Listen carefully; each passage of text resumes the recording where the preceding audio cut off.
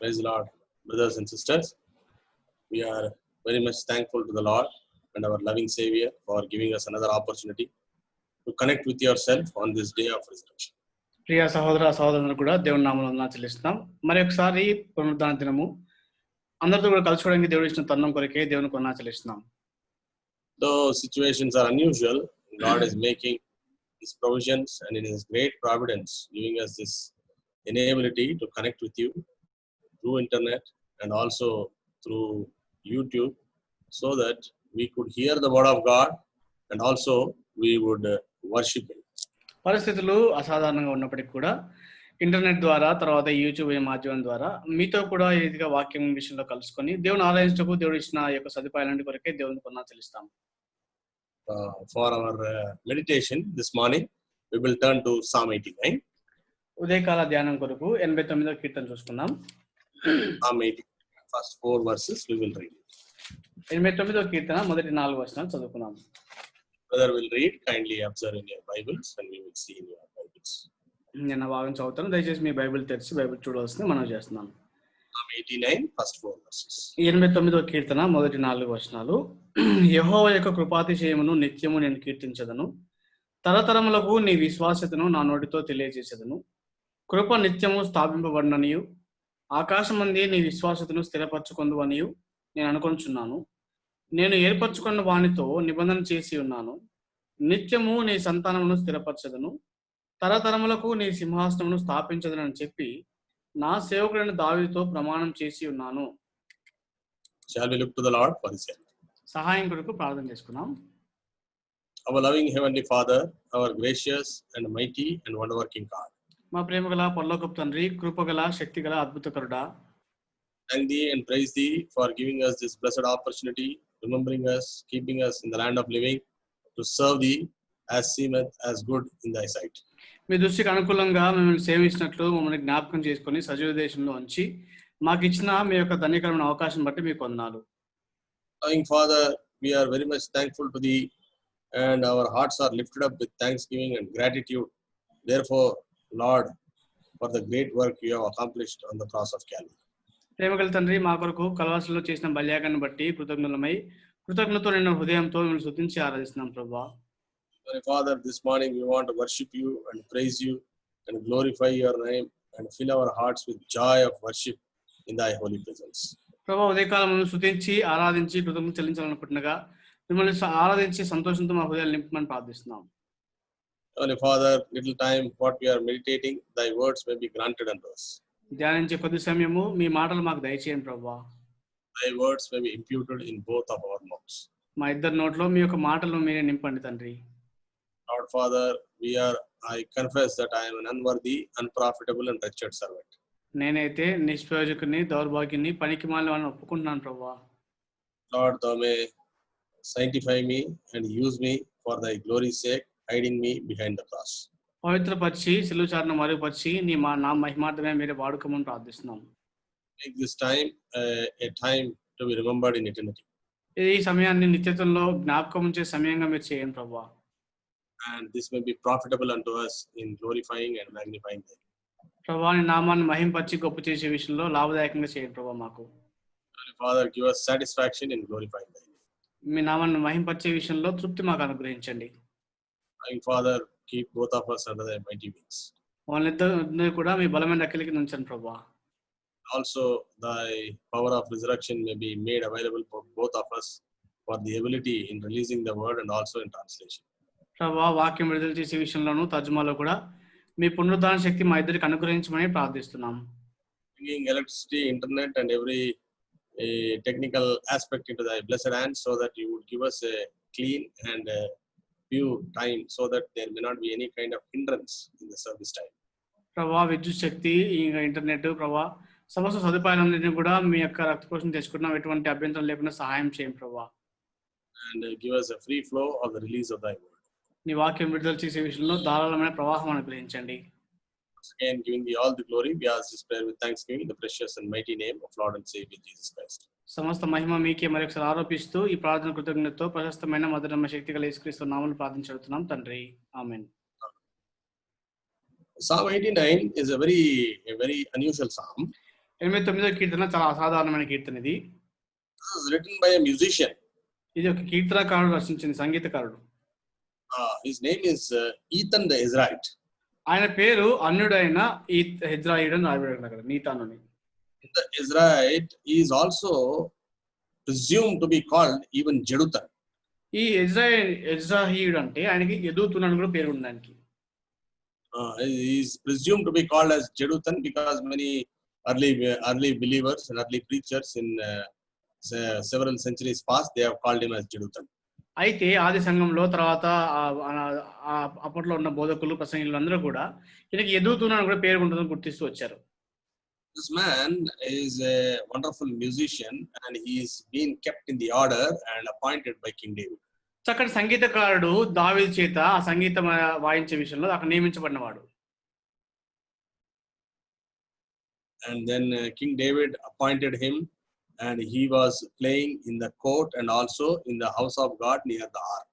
అయితే దావీదు రాజు నియమించిన తర్వాత అక్కడ దేవుని మందిరం దగ్గర, దేవుని మందిరంలో అదే సమయంలో ఆ యొక్క ఆవరణంలో కూడా అతను సంగీతం వాయిస్తూ వచ్చాడు. Singers of praises and he was playing instruments for praises. You want to turn with me to 1 Chronicles chapter 15 and verse 19. అక్కడ మొదటి దినవృత్తాంతములు 15వ అధ్యాయము 19వ వచనం గమనిస్తే అక్కడ ఆయన వాయిద్యాలు వాయిస్తూ అక్కడ పాటలు పాడుతూ వచ్చిన వ్యక్తిగా మనకు కనిపిస్తాడు. అక్కడ Chronicles మొదటి దినవృత్తాంతములు chapter 15 15వ అధ్యాయము verse 19. 19వ వచనము. So the singers Heman, Asaph and Ethan were appointed to sound with cymbals of brass. పాఠకులైన హేమానును, ఆసాపును, ఏతానును పంచలోహములు తాళములు వాయించకు నిర్ణయింపబడిరి. This man was appointed by King David and this man has written the Psalm 89. Not only Psalm 89, if it's Jeduthun also, we have to consider Psalm 39, Psalm 62 and Psalm 77. అయితే అక్కడ వాయిద్యాలు వాయించే వ్యక్తిగా దావీదును నియమించిన తర్వాత అంత మాత్రమే కాదు కానీ 89వ కీర్తన ఎదుగుతున్నాను మన పేరుతో చూసినప్పుడైతే 39, 62 ఇంకో కీర్తన కూడా తను రాస్తూ వచ్చాడు. అక్కడ 77వ కీర్తన రాస్తూ వచ్చాడు. These are the Psalms which he has written. He was appointed by King David in a very young age. యవన ప్రాయంలోనే దావీదు ద్వారా నియమించబడిన వ్యక్తిన. He has composed this Psalm 89 at his old age at the time of King Solomon. అయితే ఈ కీర్తన మాత్రము తన వృద్ధాప్యమందు సొలొమోను రాజు కాలంలో రాస్తూ వచ్చాడు 89వ కీర్తన. And his words, whatever he's been able to properly put it in a poetical form, it speaks of the kindness or the mercy of God. అయితే ఆయన ఒక పద్యం లేకపోతే కవితగా రాసిన ఈ యొక్క మాటలన్నీ కూడా దేవుని యొక్క దయను, కృపను గురించి రాస్తూ వచ్చినాడు. And this mercies, he's saying, I will sing of the mercies of the Lord. అక్కడ యెహోవా యొక్క కృపాతిశయం నిత్యము కీర్తించడం రాస్తున్నాడు. అక్కడ mercies is the Hebrew word chesed. Chesed. అక్కడ హెబ్రూలో దానికి హెసెద్ అనే పదం వాడుతూ వచ్చినారు. దానికి KHEHSED. హెసెద్ అనే పదం వాడుతూ వచ్చారు అక్కడ వాళ్ళు. Chesed, those people they pronounce it chesed because there is no K in Hebrew, there is only Che. అక్కడ గమనిస్తే హీబ్రూలో కే అనే పదం వాళ్ళు పలకరు కాబట్టి వాళ్ళు ఖే అని వాళ్ళు దాన్ని పలుకుతూ వస్తారు. Chesed meaning goodness or kindness. దాని అర్థం ఏంటంటే అది మంచితనము లేకపోతే దయ అని చెప్పి అర్థం. అక్కడ goodness or kindness is available only with God. అది మంచితనము లేకపోతే దయ అనేది దేవుని దగ్గర మాత్రమే దొరుకుతుంది మనకి. అది man in his old age, he has seen people praising and worshipping and glorifying his name, and now he is saying that I want to talk about the mercies and kindness of our Lord. అయితే తన జీవితం అంతా కూడా దేవుని గురించి స్తుతిస్తూ, ఆరాధిస్తూ, కీర్తిస్తూ వచ్చిన వాళ్ళందరి అనుభవాలు చూస్తూ ఆయన తన వృద్ధాప్యమందు దేవుని యొక్క మంచితనాన్ని గురించి, దయని గురించి రాస్తూ వస్తున్నాడు ఇక్కడ. Because he himself has seen what is the kindness being in action in the life of King David.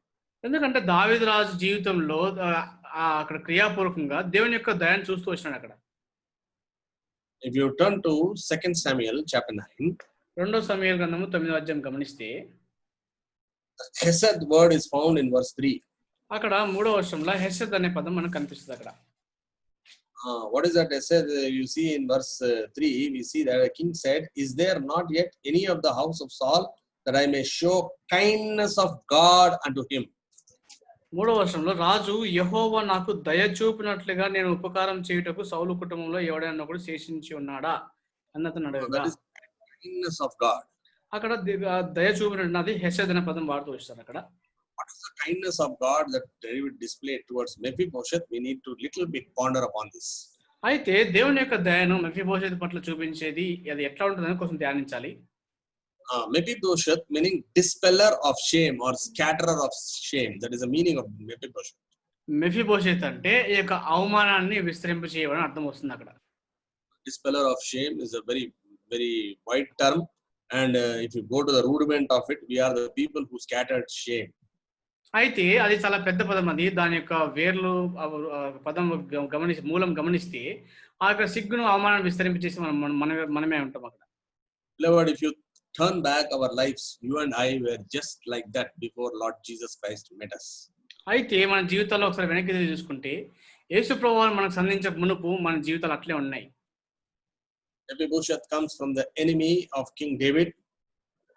Mephibosheth అంటే దావీదు యొక్క రాజు శత్రువు అయిన సౌలు రాజు కుటుంబం నుంచి వచ్చినవాడు. And because of Jonathan, is this person who is a friend of King David is being reconciled with king. అయితే యోనాతానుడు దావీదుకు స్నేహితుడైన కారణం చేత దావీదు చేత ఈ వ్యక్తి సంధి చేయబడుతున్నాడు ఇక్కడ.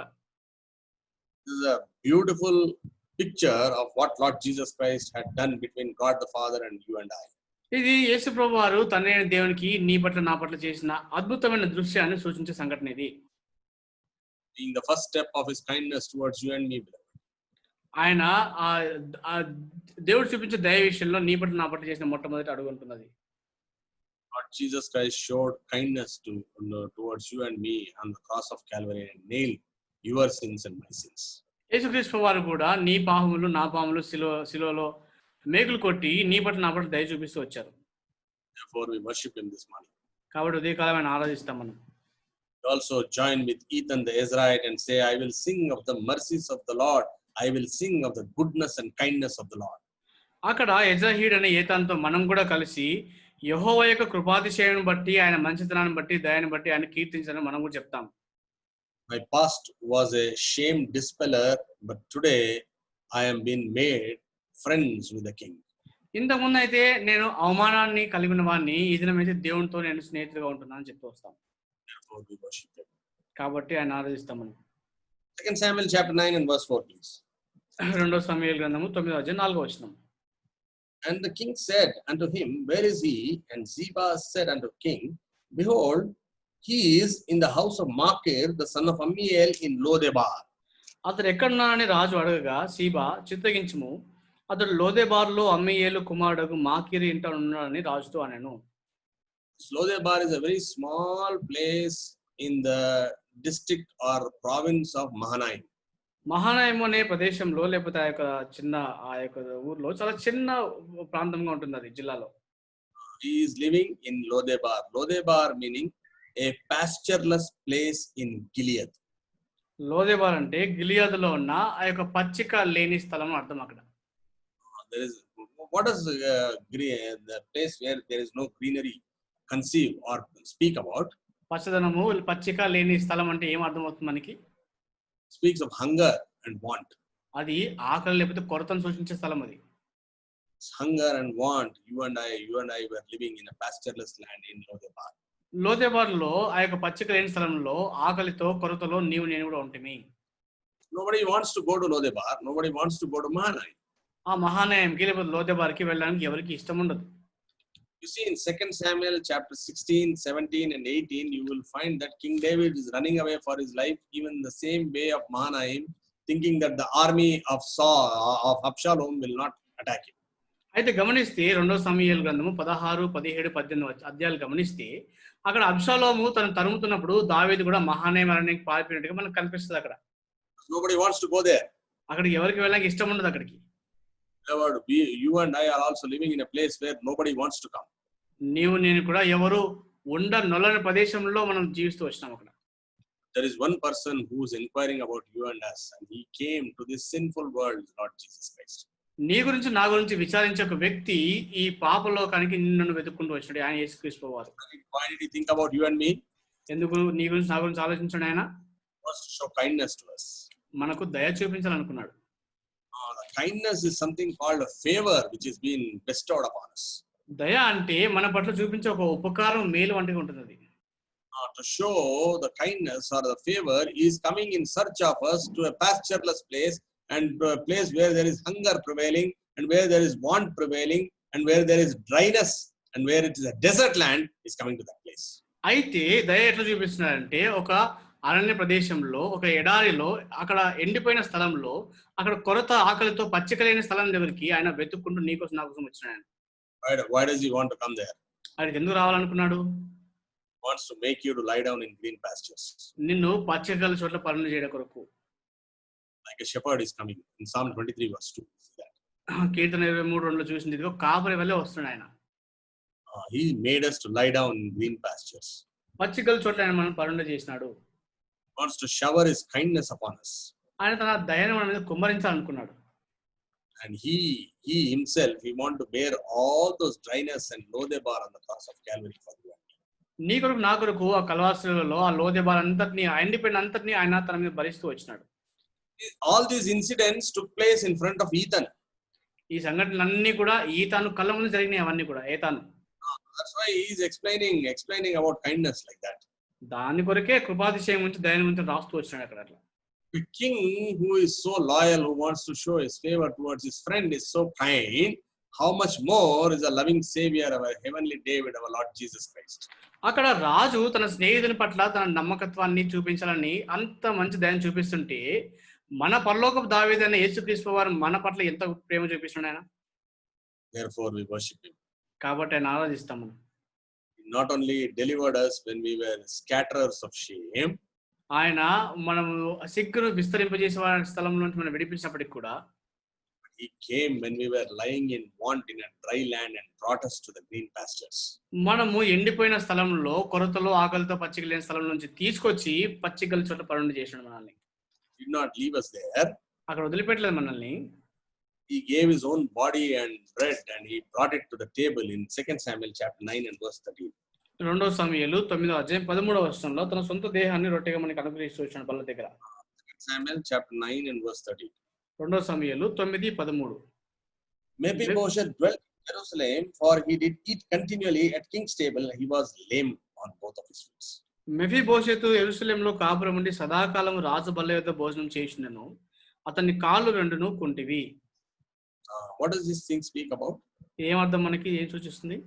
Table of the king speaks of the Lord's table, which we take part, and he made you and me worthy to take part in the table. రాజు వల్ల అంటే మనము భోజించే ప్రభు వల్ల దానికి మనల్ని యోగ్యులుగా చేస్తూ వచ్చాడు యేసు వారు. And we can never be approaching the table on our own ability because we are lame. మనము మన సొంత సామర్థ్యాన్ని బట్టి ఆ బల్ల దగ్గరికి ఎన్నటికీ ఎప్పటికీ మనం చేరుకోలేము. We can never reach the table with our own ability. మన సొంత సామర్థ్యాన్ని బట్టి ఆ బల్లని ఎప్పటికీ మనం చేరుకోలేము. ఈ Psalm 142 142వ కీర్తన గమనిస్తే 143 verse 2. రెండవ వచనం. For in the second part, for in thy sight shall no man living be justified.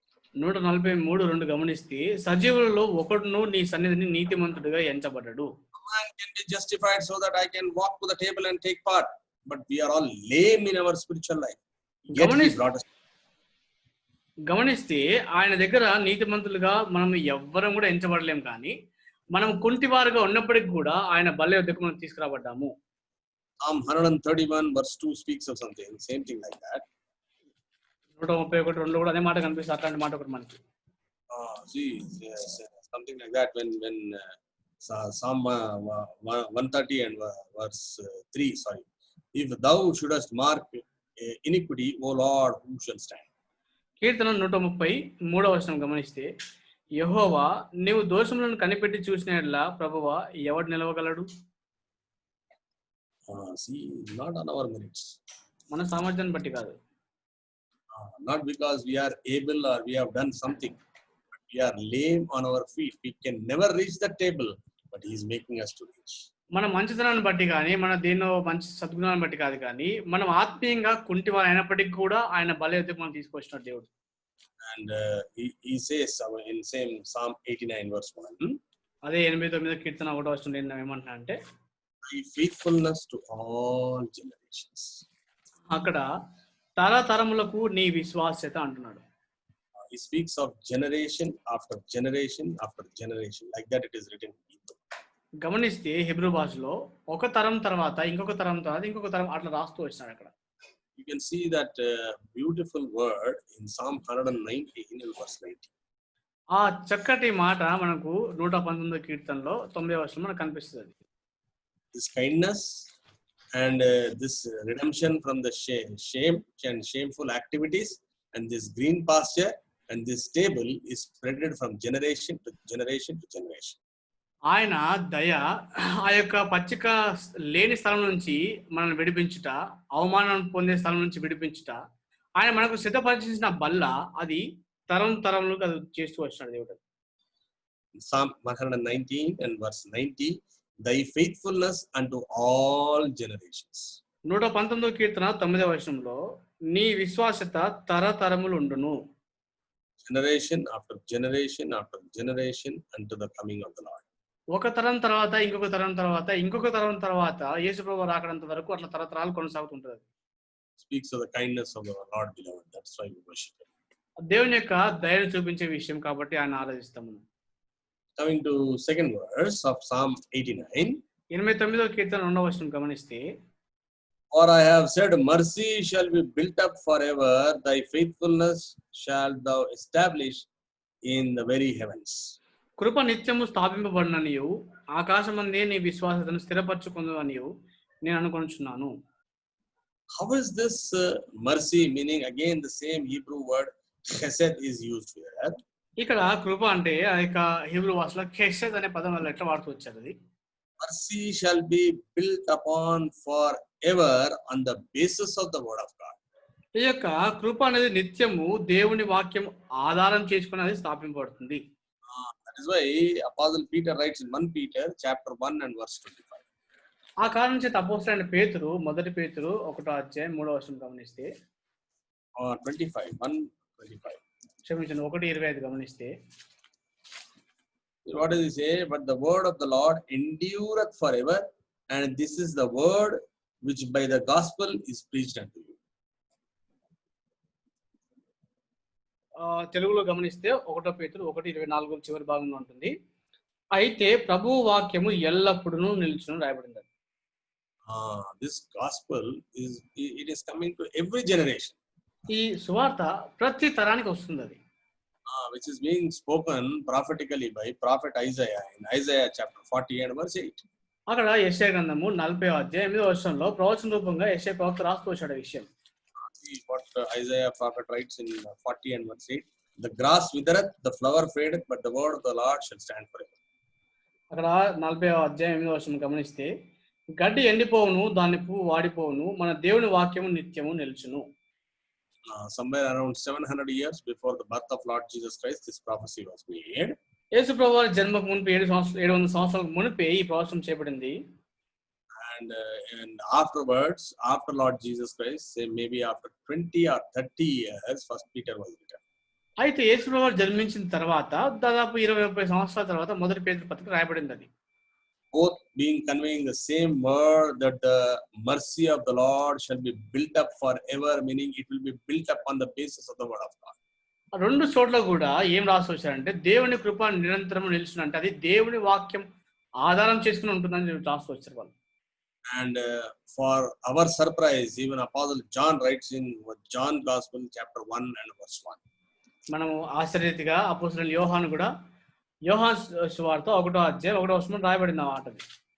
The word became flesh. ఆ వాక్యము శరీరధారి అయితే వచ్చింది విషయం. Therefore we worship him. కాబట్టి ఆయన ఆరాధిస్తాం మనం. Word became flesh in order to show kindness and mercy towards you and me, the fallen sinner.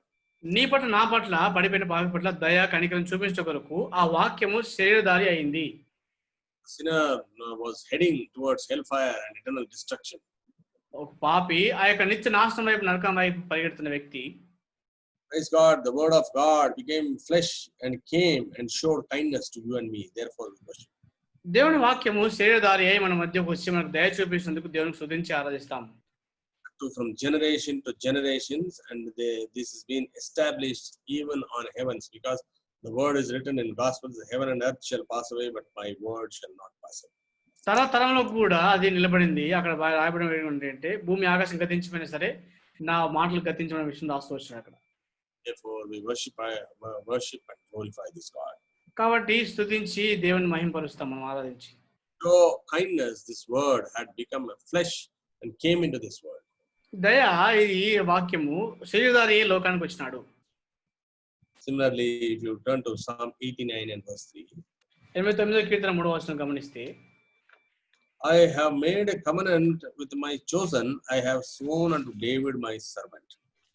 అక్కడ 89:3 గమనిస్తే, నేను ఏర్పరచుకున్న వానితో నిబంధన చేసి ఉన్నాను, నిత్యము నీ సంతానం స్థిరపరచెదను. What is this covenant that he is making with the person whom he has made? ఆయన ఏర్పరచుకున్న వ్యక్తితో నిబంధన ఏం చేస్తున్నాడు అక్కడ దేవుడు? If you turn to 2 Samuel, 2వ సమూయేలు గ్రంథం చూస్తే chapter 7, 7వ అధ్యాయము verse 16. 16వ వచనం. And thine house and thy kingdom shall be established forever before thee, thy throne shall be established forever. This is the messianic promise to be fulfilled from the lineage of King David. నీ మట్టుకు నీ సంతానమును నీ రాజ్యమును నిత్యము స్థిరమగును, నీ సింహాసనము నిత్యము స్థిరపరచబడును అన్నాడు. ఇది మెస్సియా యొక్క ప్రవచనముగా మనకి చూడొచ్చింది. And this man Ethan is very well aware that this promise was given to King David. ఏదాను బాగా తెలిసిన విషయం ఏంటంటే ఈ వాగ్దానము దావీదుకి ఇవ్వడం చెప్పి గుర్తించుకొచ్చినాడు దావీదు రాజు. Clearly he writes that he is chosen and I have sown David my servant, and in his family the Savior will come. Indeed he has come. అందుకే అక్కడ రాసి వచ్చిన విషయం ఏంటంటే నా సేవకుని దావీదుని ఏర్పరచుకున్నాను, ఆయన సంతానం అంతా మెస్సియా వస్తాడంటే ఆ విషయం రాస్తూ వచ్చాడు. That's a wonderful thing. And if you see to Psalm 89 and verse 4, అక్కడ 89:4 వచనం గమనిస్తే, Psalm 89 verse 4, thy seed will I establish forever and build up thy throne to all generations. తరతరములకు నీ సింహాసనం స్థాపించదని చెప్పి నా సేవకుడైన దావీదుతో ప్రమాణం చేసి ఉన్నాను. Many things about throne is there, but we do not want to consider many things for the lack of time. But we will see only one or two places, because the seed of David will be established forever, meaning it speaks of Messiah, Lord Jesus Christ. సింహాసనం అనేక విషయాలు ఉంటాయి కానీ ఒక 2 విషయాలు మనం చూద్దాము. సింహాసనం అంటే ప్రవచన రూపంగా మెస్సియా యొక్క ప్రవచనం మనకు అర్థమవుతుంది అక్కడ. See Luke Gospel, which has been fulfilled in Luke Gospel, chapter 1 and verse 33. అక్కడ లూకాసు వార్త 1వ అధ్యాయం 33వ వచనంలో ఆ ప్రవచనం నెరవేరుతూ వచ్చింది. అది He shall reign over the house of Jacob forever, and of his kingdom there shall be no end. ఆయన యాకోబు వంశస్థులను యుగయుగములు ఏలును, ఆయన రాజ్యము అంతం లేనిదై ఉండునని ఆమెతో చెప్పాను. We see this prophecy has been made by Daniel in Daniel 2:44 and Daniel 7:14 and 27, and various other places we are not seeing, just mentioning it. దానియేలు 2:44 తర్వాత 7:14-27 ఇంకా అనేక స్థలాల్లో కూడా ఈ ప్రవచనాలు చెప్పబడ్డాయి. We are not seeing that due to lack of time, but it speaks of the throne of Lord Jesus Christ from the genealogy of King David. అయితే అవన్నీ మనం గమనిస్తే దావీదు యొక్క వంశావళిలో యేసు ప్రభువు యొక్క సింహాసనం చాయబడుతూ వచ్చింది. This is the hope of the reigning of Lord Jesus Christ. యేసు ప్రభువు ఏలుబడి యొక్క నిరీక్షణ సూచిస్తుంది. More clearly being prophesied in Micah chapter 4 and verse 7. ఇంకా స్పష్టంగా చూస్తే మీకా గ్రంథము 4వ అధ్యాయం 7వ వచనం రాయబడింది. అది 4 and verse 7. 4:7 I will make her that halted a remnant, and her that was cast far off a strong nation, and the Lord shall reign over them in Mount Zion from henceforth even forever. కుంటి వారిని శేషంగాను దూరమునకు వెళ్ళగొట్టబడిన వారిని బలమైన జనముగాను నేను చేతును. యెహోవా సీయోను కొండయందు ఇప్పటి నుండి శాశ్వత కాలం వరకు వారికి రాజుగా ఉండును. What does this speak of? ఏమర్థమవుతుంది మనకి? Micah has prophesied that Lord Jesus Christ will come to the Mount Zion on this earth and is going to reign, which is being prophesied and told to Apostle John in Revelation chapter 11 verse 15. అక్కడ మనం గమనిస్తే మీకా process వచ్చిన విషయం ఏంటంటే యేసు ప్రభువు భూమి మీద సీయోను కొండ మీదకి వచ్చి అక్కడ ఏలిపోతున్న విషయము, అదే విషయం అపోస్తలుడైన యోహాను ప్రకటన గ్రంథంలో కూడా 11:50 రాస్తూ వచ్చాడు. అక్కడ See 11 and verse 15. క్షమించండి 11:15 రాస్తూ వచ్చాడు. అక్కడ 11 and verse 15. 11:15. And the seventh angel sounded, and there was a great voice, and there was a great voices in heaven saying that the kingdoms of this world are become the kingdoms of our Lord and of his Christ, and he shall reign forever and ever. ఈ 7వ దూత బూర ఊదినప్పుడు పరలోకంలో గొప్ప శబ్దములు పుట్టెను. ఆ శబ్దములు ఈ లోక రాజ్యము మన ప్రభువు రాజ్యమును, ఆయన క్రీస్తు రాజ్యం నాయను, ఆయన యుగయుగముల వరకు ఏలిననెను. What did Ethan say? ఈతను ఏం చెప్తూ వచ్చాడు అక్కడ? Ethan says that his kingdom will be for everlasting to everlasting. ఆయన రాజ్యము యుగ యుగములు ఉండవద్దని చెప్తూ వచ్చాడు అక్కడ. Prophet Micah says that he will reign on Mount Zion. ప్రవక్త అయిన మీకా ఆయన సియోను కొండ మీద ఏలబోతుందని చెప్తూ వచ్చాడు. And in Revelation, Apostle John sees in a trance that he is indeed on Mount Zion and ruling. అక్కడ ప్రకటనలో అపోస్తలుడైన యోహాను ఆ దృశ్యం చూసిన విషయం ఏంటంటే ఆయన రాజ్యము యుగ యుగములు ఉండబోతుందని చెప్పి రాస్తూ వచ్చాడు. Along with the Israelites being redeemed, and then he's being worshipped by the 24 elders in Revelation chapter 11 verse 16. అక్కడ ఇశ్రాయేల్ విమోచించబడిన తర్వాత ప్రకటన 24:16లో అక్కడ 24 పెద్దలు 4 జీవులతో ఆయన ఆరాధించబడుతున్నారు అక్కడ. If you see in Revelation chapter 4 and 5, we also join in that worship. What was our condition when we were scatterers of shame? So గమనిస్తే ప్రకటన ఆ 4-5 అధ్యాయాల్లో ఆయన ఆరాధించే గుంపులో మనం కూడా చేరి ఉన్నామంటే ఇంతకు ముందు అవమానాన్ని కలిగి ఉన్న మన పరిస్థితి ఎట్లా ఉందో ఊహించుకోవాలి ఒకసారి. What about our status in Lodebar, in a place of dryness where there is no pasture? ఆ యొక్క పచ్చిక లేని ఆ యొక్క ఎండిపోయిన లోదెబార్లో ఉన్న మన పరిస్థితి ఎటువంటిది జ్ఞాపకం చేసుకోవాలి ఒకసారి. And how was our inability to reach the presence of the Lord? We need to remember. దేవుని సన్నిధికి చేరుకోలేని మన అసమర్థత ఎట్లా ఉంటుందో జ్ఞాపకం చేసుకోవాలి ఒకసారి. For us, Lord has given these many promises, and prophetically he wants to show that his rule is going to emerge and we are going to worship him. అటువంటి మనకి ఆయన రాజ్యము యుగయుగంలో ఉండబోతుందని చెప్పేసి అది మనకు అందుబాటులో నుంచి చెప్పి జ్ఞాపకం చేసిన విషయాన్ని బట్టి ఆయన ఆరాధించాలి మనం. We need to join ourselves along with these 24 elders and fall upon our faces and worship the Lord for the result of kindness. Therefore, we worship our Lord Savior Jesus Christ. ఆయన మన పట్ల చూపించిన దయ యొక్క ప్రతిఫలాన్ని బట్టి మనము కూడా 24 పెద్దలతో కలిసి మనం సాష్టాంగపడి మనం దేవుని ఆరాధించబద్ధమై ఉంటున్నాం. Dispellers of shame, but God has showed chesed or goodness, kindness to us. అవమానం విస్తరింపజేసి మన పట్ల హెసెద్ తన దయను మన పట్ల చూపించవచ్చిన దేవుడు ఆయన. In enmity and hostility with the king, but Lord, because of our heavenly Jonathan, Lord Jesus Christ, took it away on the cross of Calvary. ఆ యొక్క దేవునితో మనము శత్రుత్వంలో వైరంలో ఉంటాం కానీ మన పరలోక యోనాతాన్ని బట్టి యేసుక్రీస్తు వారిని బట్టి కలవాసలో ఆ వైరాన్ని తొలగించి సంధి చేస్తూ వచ్చినాడు అక్కడ. We have no merits of our own, yet he displayed his kindness upon us. ఎటువంటి సద్గుణాలు మనకు లేవు కానీ ఆయన దయను మన పట్ల చూపిస్తూ వచ్చాడు దేవుడు. Few thoughts we will enter into worship. ఈ కొద్ది తలంపులతో ఆరాధన ప్రవేశిద్దాము. May the Lord enable us to bring our worship as a sweet smelling savor at his footstool. ఆయన పాదపీఠం దగ్గర పరిమళ సువాసనగా ఆరాధన అర్పించినట్టు దేవుడు మనకు సహాయం చేయను కాక. Shall worship and we will shortly connect with you again. ఆరాధనలో ప్రవేశిద్దాం. అయిపోయిన వెంటనే మళ్ళీ వచ్చే వర్తమానం కలుసుకుందాం.